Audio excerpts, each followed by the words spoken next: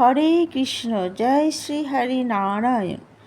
চতুর্মাসের মধ্যে 4 মাসে আসে সব থেকে আগে শ্রাবণ মাস। স্কন্দ পুরাণে স্বয়ং ভগবান শিব বলেছেন যে ওনার এই শ্রাবণ মাস অত্যধিক প্রিয়, আর এই জন্যে এই মাসে ভগবান শিবের বিশেষ পূজা অর্চনা এবং তপস্যা করা হয়। এই কারণে সহজেই ভগবান শিব প্রসন্ন হন আর ভক্তদের ইচ্ছা অনুসারে বরদান দিয়ে থাকেন।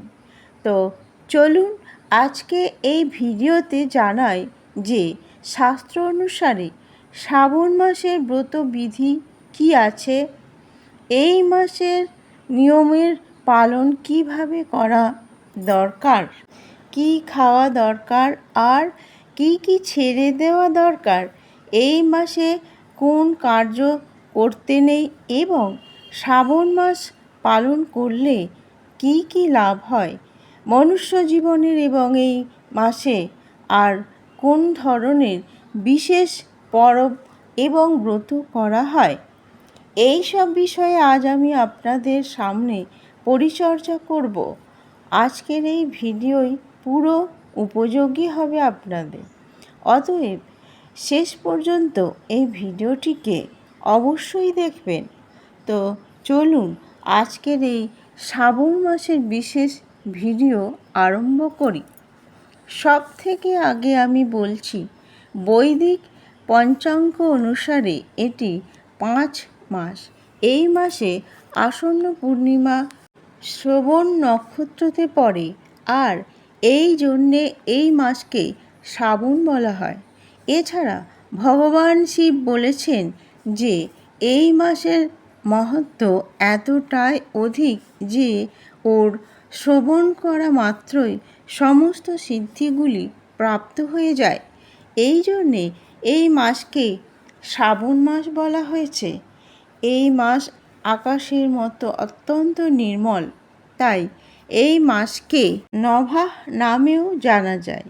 এই মাস বর্ষা ঋতুর ঠান্ডার সাথে সাথে আধ্যাত্মিক ঊর্জাও নিয়ে আসে। চলুন এবার আমরা জানি শ্রাবণ মাসের ব্রতের আরম্ভ করার বিধি নিয়ম কি আছে। শ্রাবণ মাসের ব্রত পালন প্রতিপদ তিথি থেকে করা হয়ে থাকে।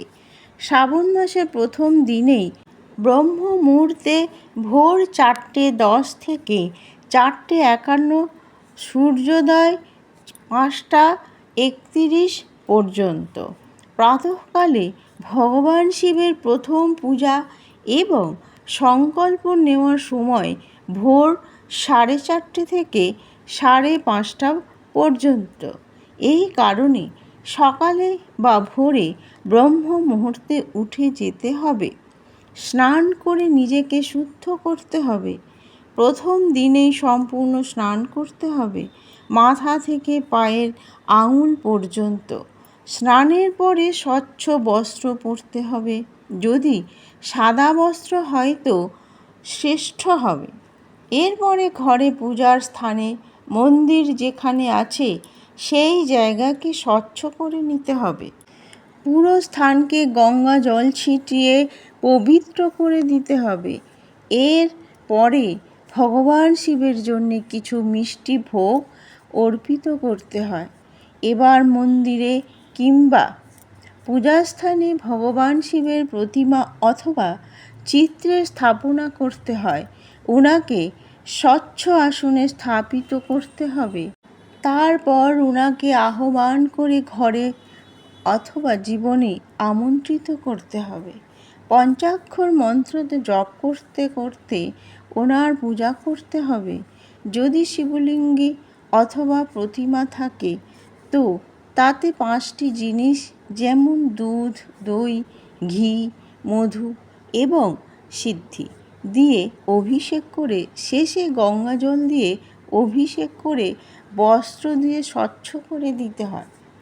ওনাকে চন্দন, ধূপ, কর্পূর, বেলপত্র এবং ধুতরার ফুল দিয়ে অর্পিত করতে হয়। এরপরে ওনাকে আরতি করতে হবে। এরপর ধূপ, ধুনো, দীপ জ্বালিয়ে অর্পিত করতে হয়। ভগবান শিবের পূজার হয়ে যাওয়ার পরে হাতে গঙ্গাজল নিয়ে এবং এই শ্রাবণ মাসের সংকল্প নিয়ে এই মন্ত্রের উচ্চারণ করতে হয়। প্রাতঃ স্নানম করিষ্যামি ব্রহ্মচর্য ব্রতে স্থিত ভক্ষামি নবনম বক্ষাম করিষ্যে প্রাণিনাম দয়াম প্রারব্ধে अस्मिन् ব্রতে দেব যদ্য পুনে মৃয়ে অহম তদা সম্পূর্ণ নাম জাতু প্রসাদতে জগৎপতে। অর্থাৎ এর অর্থ হল, হে জগৎপতে ভগবান শিব, এই মাসে আমি প্রতিদিন প্রাতঃকালে স্নান করে ব্রহ্মচর্য ব্রতের পালন করব, নিত্য ভোজন করব, পৃথিবীর উপরে শোব, প্রাণীর উপর দয়া করব। হে দেব, এই ব্রত করতে করতে আমার যদি মৃত্যুও হয়ে যায় তো আপনার কৃপায় আমার এই ব্রত পূর্ণ হয়ে যায় যেন। আমায় আপনার বিশেষ কৃপা এবং ভক্তি প্রাপ্ত হয় যেন। এইভাবে শিবের প্রার্থনা করার পর এই শ্রাবণ মাসে আপনারা যা যা সংকল্প নিতে চান ওই সব ভগবান শঙ্করের সামনে প্রকাশ করে বলে দিন। ওনার থেকে এই সব সংকল্পকে পূর্ণ করার শক্তি এবং দৃঢ়তা চেয়ে নিন। এই প্রকারে ভগবান শিবের সামনে সমস্ত সংকল্প করে নিয়ে করহাতে থাকা গঙ্গা জলটি তুলসী গাছে সমর্পিত করে দিন। এরপরে আপনি একটা আসনে বসে নির্ধারিত সংখ্যায় ভগবান শিবের পঞ্চাক্ষর মন্ত্রের মালা জপ করতে পারেন, ওম নমঃ শিবায় বলে, অথবা শিব সহস্র নামের পাঠও করতে পারেন। এটা হয়ে গেলে আপনার সংকল্প করার প্রথম দিনের পূজা পাঠ। এবার চলুন, এই শ্রাবণ মাসে প্রতিদিন ভগবান শিবের রুদ্র অভিষেক করতে চান তো কেমন করে করা দরকার। শ্রাবণ মাসে রুদ্র অভিষেক করা অত্যন্ত মহত্বপূর্ণ। এই অভিষেক আপনি প্রতিদিন ঘরেই করতে পারেন, অথবা আপনি কোনো কাছাকাছি শিব মন্দিরে গিয়েও করতে পারেন। এই অভিষেক জলের সাথে সাথে দুধ, দই, ঘি, মধু এবং চিনি দিয়ে শিবের পূজা করতে পারেন। এই রকম পঞ্চ অমৃত দিয়ে স্নান করা যেতে পারে। এই সব পদার্থ দিয়ে অভিষেক করলে ভগবান শিব অত্যন্ত প্রসন্ন হন, নিজের ভক্তদের আরোগ্য, সুখ, সমৃদ্ধির আশীর্বাদ প্রদান করেন। অভিষেকের সময় বেদের রুদ্র মন্ত্র অথবা মহামৃত্যুঞ্জয় মন্ত্র উচ্চারণ করতে হয়। অভিষেকের পরে শিবলিঙ্গের উপরে চন্দনের প্রলেপ করতে হবে এবং বেলপত্র অর্পিত করতে হবে। বেলপত্র ভগবান শিবের অতি প্রিয়। এর ত্রিপত্রীয় পত্র ত্রিমূর্তি অথবা শিবের ত্রিনেত্রের প্রতীক বলে মানা হয়ে থাকে। বেলপত্রের সাথে সিদ্ধি, ধুতরা ইত্যাদিও অর্পিত করা হয়। শ্রদ্ধালু ভক্ত এরপরে পুষ্প, সাদা ফুল, বিশেষ করে আকন্দ ফুল অর্পিত করা হয়। এরপরে ধূপ, দীপ আর শুদ্ধ ঘিয়ের প্রদীপ জ্বালিয়ে আরতি করা হয়। রুদ্র অভিষেকের সমাপন শিবের স্তুতি এবং প্রার্থনার সাথে করা হয়। এইভাবে অভিষেক করলে পরিবেশ শুদ্ধ হয় আর ভক্তদের জীবনে আধ্যাত্মিক উন্নতি হয়। এই প্রকারে আপনি শ্রাবণ মাসে প্রতিদিন রুদ্র অভিষেক করতে পারেন। যদি আপনি প্রতিদিন পঞ্চ অমৃত দিয়ে ভগবান শিবের স্নান করতে না পারেন, তাহলে আপনি শুধুমাত্র জল দিয়ে শিবকে অভিষেক করতে পারেন। আর আপনি শ্রাবণ মাসের প্রতি সোমবারে পঞ্চ অমৃত দিয়ে ভগবান শিবকে অভিষেক করতে পারেন। আপনার ক্ষমতা এবং অনুকূলতা অনুসারে এই নিয়মের পালন করুন। চলুন এবার দেখা যাক শ্রাবণ মাসে কি কি নিয়ম অনুসারে পালন করা দরকার। শ্রাবণ মাসে ভগবান শিবের আরাধনা এবং ওনাকে প্রসন্ন করার জন্যে কিছু নিয়মের পালন করা দরকার। এই নিয়ম আমি আপনাদের বলছি না, এই নিয়ম আপনাদের স্বয়ং ভগবান শিব সনত কুমার গণদের বলেছিলেন, আর এর বর্ণনা আমাদের স্কন্দ পুরাণে প্রাপ্ত হয়েছে। চলুন এবার দেখি ভগবান শিব কি বলেছেন। সদাচার ভূমি সাই প্রাতঃ স্থায়ী জিতেন্দ্রিয় মত পূজাম প্রত্যহম কুর্যাৎ কৃত মানস। অর্থাৎ এই বিশেষ মাসে মনুষ্যদের সদাচার পরায়ণ ভূমির উপরে শয়ন যে করে, প্রাতঃকালে যে স্নান করে এবং জিতেন্দ্রিয় হয়ে একাগ্র চিত্তে আমার পূজা করা দরকার। এই মাস থেকে ভগবান শিবকে প্রদক্ষিণা এবং ওনার পবিত্র মন্ত্রের জপ আর ওনাকে নমস্কার করা দরকার। এই শ্রাবণ মাসে প্রাতঃ ব্রহ্ম মুহূর্তে উঠে স্নান করা অতি অবশ্যই দরকার। যদি পবিত্র নদী পাশে থাকে এবং ওই নদীতে যদি স্নান করেন তো খুবই ভালো হয়।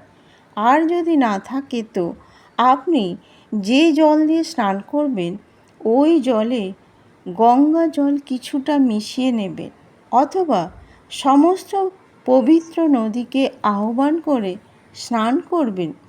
এই রকম করলে মনুষ্যদের ভগবান শিবের আশীর্বাদ এবং সুস্থ শরীর প্রাপ্ত হয়।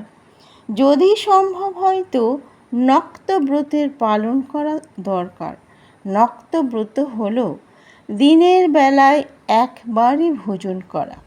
এটা আমাদের বৈদিক পরম্পরা এবং উপাসনা এক প্রকার, যেটা সম্পূর্ণ নিরাহার থাকতে হয় না, শুধুমাত্র দিনে একবারই ভোজন নিতে হয়। অনেক শিবভক্ত নক্তব্রত নির্জলার সাথে পালন করে থাকেন, মানে সারাদিন উনি অন্ন ও জল ত্যাগ করে থাকেন আর রাত্রিতে একবারই অন্ন ও জল সেবন করেন। কিছু ভক্ত নির্জলা রাখেন না, মানে দিনের বেলায় ওই ভক্তগণ দুধ পান, জল পান আর ফল খান, আর রাত্রের বেলায় অন্ন ভোজন করেন। এবং কিছু ভক্ত কেবলমাত্র জল পান করেই নক্তব্রত পালন করে থাকেন। আপনি আপনার ক্ষমতা অনুসারে এই ব্রতকে পালন করবেন। নক্তব্রতর বিষয়ে বলতে ভগবান শিব বলেছেন যে জ্যোতি এবং সন্ন্যাসীদের দিনের শেষ হওয়ার আগে, অর্থাৎ সূর্যাস্তর পরে 3 প্রহর বাদে ভোজন করা দরকার। আর গৃহস্থ মানুষদের যারা নক্তব্রত পালন করেন তাদের রাত্রিতে ভোজন করা দরকার। গৃহস্থবাসীরা দিনে একবার ভোজন নিতে পারবেন। আর যখন সূর্য ক্ষীণ হয়ে যায়, ছায়া শরীরের থেকে দ্বিগুণ হয়ে যায়, তখন জ্যোতি এবং সন্ন্যাসীদের ভোজন নেওয়া দরকার। নক্তব্রততে আপনি অন্য ভোজনও নিতে পারেন, কিন্তু এই শ্রাবণ মাসে সবুজ পাতাযুক্ত সবজি এবং শাক বিশেষ রূপে ত্যাগ করে দিতে হয়। এই মাসে ব্রহ্মচর্যের কঠোরভাবে পালন করা দরকার। ভগবান শিব আদি যোগী, আর উনি নিজের আচরণ দিয়ে জিতেন্দ্রিয় হওয়া ভক্তদের শেখান। কামদেবের প্রসঙ্গ আমরা সবাই জানি। এই জন্যে ভগবান শিবকে প্রসন্ন করার জন্যে আপন ইন্দ্রিয়ের উপর সহনশীলতা রাখার জন্যে অধিকতর সাত্ত্বিক মনোভাবকে অঙ্গীকার হওয়া দরকার। আর এটা তখন হতে পারে যখন আহার সাত্ত্বিক এবং শুদ্ধ থাকবে। এই কারণে এই শ্রাবণ মাসে রসুন, পেঁয়াজ, চা, কফি ইত্যাদি তামসিক পদার্থের সেবন ছেড়ে দেওয়া দরকার। মাংস, মাছ, ডিম এগুলোর স্বাভাবিক রূপে চিরকালের জন্য ত্যাগ করে দেওয়া অতি অবশ্যই প্রয়োজন। মাংসাহারের থেকে বড় কোনো হিংসা নেই। আর ভগবান শিব এই রকম লোকেদের উপর কখনো প্রসন্ন হনই না, যারা অন্য জীবের উপর হিংসা করে শুধুমাত্র কিছুক্ষণের জন্যে, জীবের স্বাদের জন্যে। এই জন্যে যদি আপনি কখনো কখনো মাংসাহার করেন, তো এই শ্রাবণ মাস থেকে সংকল্প নিয়ে নিন যে আপনি চিরকালের জন্যে মাংসাহার ছেড়ে দেবেন। শ্রাবণ মাসে নিজের শরীর এবং মনের স্বচ্ছতার উপর বিশেষ ধ্যান দেবেন। স্নান ইত্যাদি দ্বারা শরীরকে স্বচ্ছ রাখতে এবং ধোয়া স্বচ্ছ বস্ত্র পরিধান করলে পবিত্রতা আসে। আর মনকে শুদ্ধ করার জন্যে ভগবান শিবের মন্ত্রের জপ করা খুবই দরকার। যে কোনো ব্যক্তি অথবা বস্তুর জন্যে মনের মধ্যে কোনো নেতিবাচক বা নেগেটিভ ভাব রাখতে নেই। কারোর নিন্দা দোষের চর্চা করাও উচিত নয়। কারোর উপর দ্বেষ করা, ক্রোধ করা, মিথ্যা বলা এইসব কার্যত কমসে কম এই শ্রাবণ মাসে করতেই নেই। এই রকম করলে ভগবান শিব প্রসন্ন হবেন। এবার চলুন শ্রাবণ মাসে কোন কোন জিনিস করতে নেই। এই শ্রাবণ মাসে যদি আপনি পালন করেন, তো সবথেকে আগে বাইরের খাবার আর তামসিক আহার ছেড়ে দিন কমসে কম 1 মাসের জন্যে। ঘরে বানানো সাত্ত্বিক আহার খান। সকালে দেরি করে ঘুম থেকে উঠবেন না। প্রাতঃকালে কমসে কম সূর্যোদয়ের আগে উঠে স্নান করে নিন। জুয়া, মদ, তাম্বাকু ইত্যাদি সমস্ত যা সব নেশা আপনি করেন, যদি তো ওই সব জিনিসগুলোকে এই মাসে বন্ধ করে দেবেন। যারা এইসব নেশা করেন তাদের কাছে 1 মাস তো কি, তাদের কাছে একদিনও নেশা ছেড়ে মুশকিল হয়। কিন্তু যদি আপনি আপনার নেশার অভ্যাসগুলোকে ভগবান শিবের জন্যে না ছাড়তে পারেন, তাহলে আপনার শিব ভক্তি কতটা রয়েছে এর উত্তর আপনি নিজেই জানেন। এই জন্যে কমসে কম এই মাসে সব নেশা করা বন্ধ করে দেবেন। এই শ্রাবণ মাসে ভৌতিক চর্চাতে কমসে কম না করলে ভালো হয়। TV, mobile, social media, movies এইসবের কমসে কম প্রয়োগ করবেন। যদি 1 মাস মুভি অথবা নেটফ্লিক্স অথবা ওয়েব সিরিজ না দেখেন, তো সেরকম বেশি কিছুই পার্থক্য হয় না। বেশিরভাগ সময় নিজের সাথে সময় কাটান, কারণ আপনি আপনাকে খুঁজে পাবেন। অনাবশ্যক লড়াই, ঝগড়া, তর্ক বিতর্ক করার কোনো প্রয়োজন নেই। এই সব জিনিস থেকে বাঁচবেন এবং দূরে থাকবেন। আসুন দেখি এই শ্রাবণ মাসে কি খাবেন আর কি না খাবেন। এই শ্রাবণ মাসে আপনি কমসে কম সাত্ত্বিক ভোজন করবেন। ভগবানকে অর্পিত করা ভোজনই খাবেন। শাস্ত্র অনুসারে সবুজ পাতাযুক্ত খাবার না খাওয়াই দরকার, যেমন পালং, সর্ষে শাক, মেথি শাক, বাঁধাকপি অথবা আর যে কোনো প্রকারের শাক। এর এক ধার্মিক কারণ হলো যে বৃষ্টিপাতের ফলে এই সব পাতা যুক্ত সবজিতে কীটাণু বেশি উৎপত্তি হয়ে থাকে। এই কারণে এই সব সবজির সেবন করতে নেই।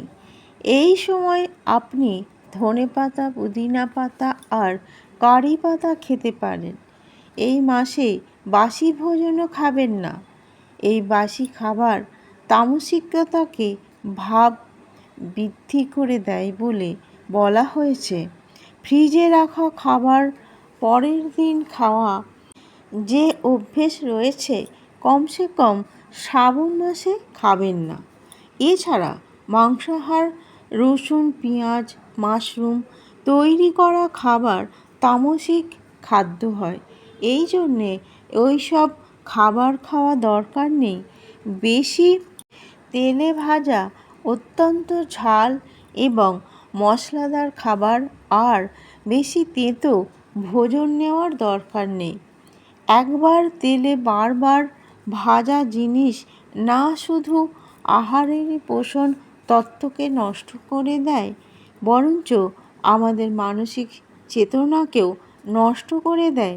এই জন্যে এই মাসে বাইরের বানানো জাঙ্ক ফুড, চাইনিজ ফুড, সিঙাড়া, কচুরি, পুরি ইত্যাদি খাওয়া বন্ধ করে দেবেন।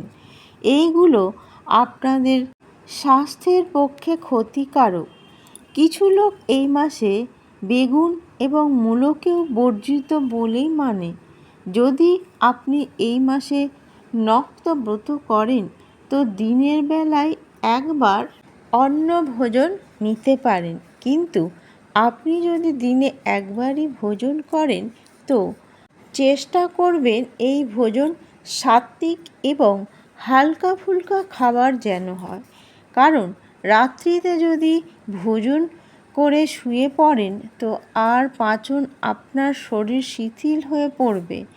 এরপরে কিছু লোকও শ্রাবণ মাসে ফলাহারের পালন করেন।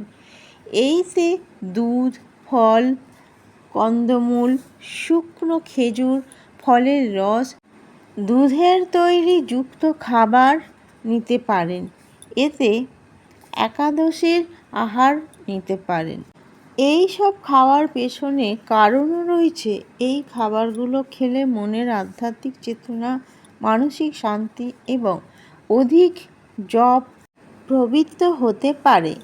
এবার আসুন বলি এই শ্রাবণ মাসে কোন কোন বিশেষ ব্রত এবং পর্ব আসে যার পালন করা দরকার।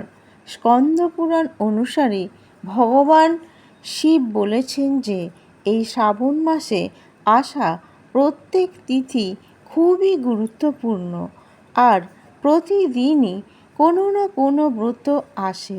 শ্রাবণ মাসে আসা প্রত্যেক সোমবার দিন ভগবান শিবের শ্রাবণ সোমবার ব্রত করা হয়। যে ভক্ত সোমবারের ব্রত করেন তো তারা এই শ্রাবণ মাসের সোমবার থেকে ব্রতের আরম্ভ করে দিতে পারেন।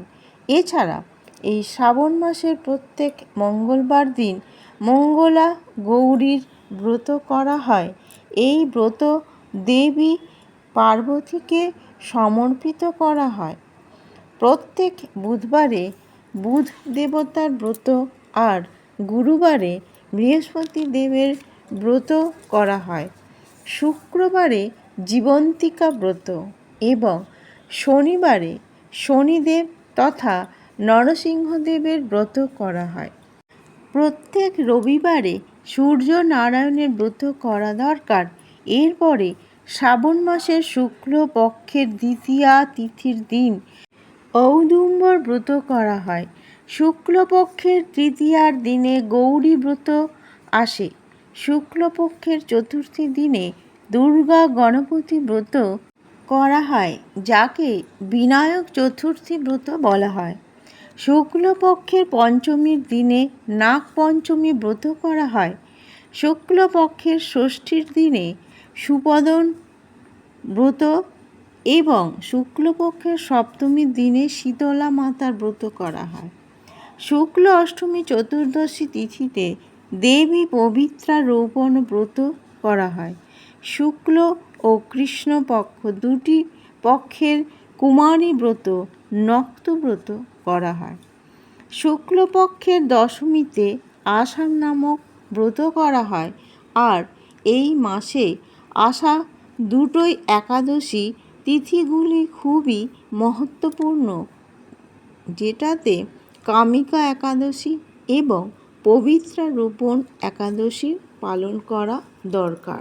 দ্বাদশী তিথিতে ভগবান শ্রীহরির পবিত্রা রোপণ শ্রীধরের পূজা আরাধনা করলে মনুষ্য পরম উচ্চগতি প্রাপ্ত করেন। শ্রাবণ মাসের শুক্লপক্ষের ত্রয়োদশ তিথিতে কামদেবের ষোড়শ পূজা করা হয়, আর এই মাসে কৃষ্ণপক্ষের চতুর্থী তিথিতে সংকষ্টি চতুর্থী ব্রত নামে জানা যায়।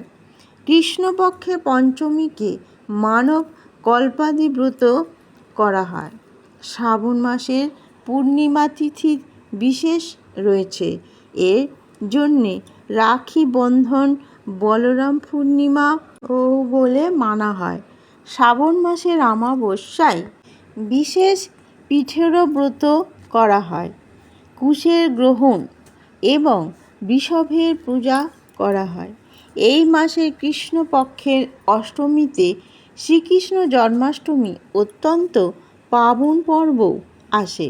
এরপরে এই মাসে হরিয়ালি তীর্থ, মাসিক শিবরাত্রি, রোহিণী ব্রত, স্কন্দ ষষ্ঠী, কল্কি জয়ন্তী, প্রদোষব্রত, গায়ত্রী জয়ন্তী, হায়গ্রীব জয়ন্তী, নরলি পূর্ণিমা এবং সংস্কৃত জয়ন্তী দিবসও এই মাসেই আসে। তো এই হলো এই মাসের সমস্ত ব্রত ও পরব।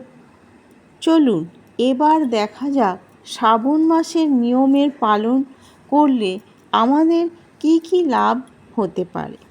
ভগবান শিব স্কন্দপুরাণে সনত কুমারদের বলেছেন যে এই শ্রাবণ মাসে যে সব সৎ কর্ম করা হয় এবং নিয়মের পালন করা হয়, ওতে অনন্ত গুণ অধিক ফল প্রাপ্ত হয়।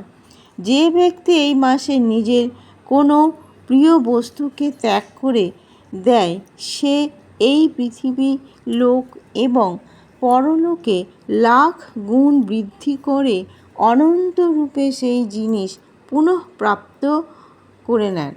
আর এই জন্যে এই মাসে অধিক থেকে অধিকতর দান করা অতি অবশ্যই দরকার। ধনের দান, অন্নের দান, বস্ত্রদান ইত্যাদি।